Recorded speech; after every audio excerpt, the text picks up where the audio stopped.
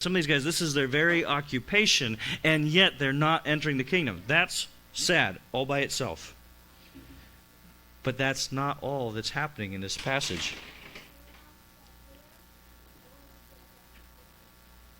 They don't enter the kingdom, but they also keep others from entering the kingdom. He says in verse 13 that they don't allow others to go in either. Again, in verse 15, he says that when they make a disciple or a proselyte, they make him twice as much the child of hell as themselves. It's sad enough that they have a form of faith that is fake and empty, that they practice it so zealously while not entering the kingdom. Their false faith is bad for themselves, but not only that, it also keeps others from finding Jesus too. The very beginning of verse 13 again says, "You shut the kingdom of heaven in people's faces." And we could spend a whole sermon. There's ample quotes I could pull up of people talking about being turned away from Christianity by the bad testimony of Christians. I don't really have to pull up quotes by famous names because I know many of you could share your own personal testimonies of places where Christians stood in the way and harmed you. You're here having overcome the obstacle put in front of you by other believers. Brennan Manning has said it well. He says the greatest single cause of atheism in the world today is Christians who acknowledge Jesus with their lips but walk out the door and deny him with their lifestyle. That is what an unbelieving world finds simply unbelievable. Whether it's in the scribes and Pharisees' active opposition to Jesus, or the hypocrisy evident in their own lives, I think if you zoom out and look at the whole chapter, it's probably both. They do all of that.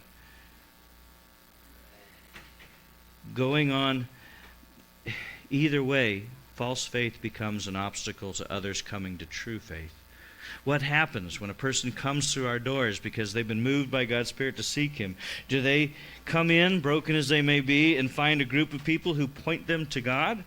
Or do they meet people who obscure him?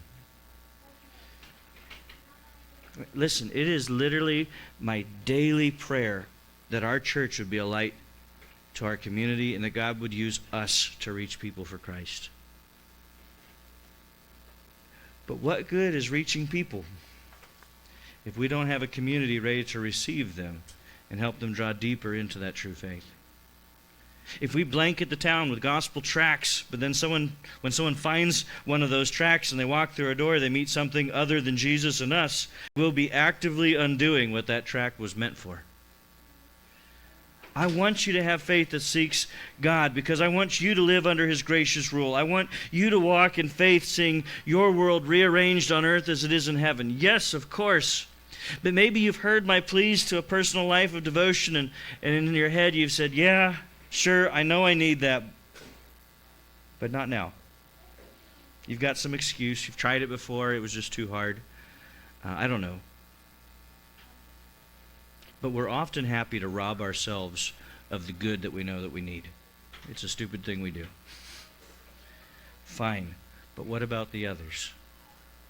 Do you realize that your neglect of a healthy, God-centered biblical faith might be costing others dearly? Vibrant faith is contagious. Dead faith is toxic. But we're never neutral.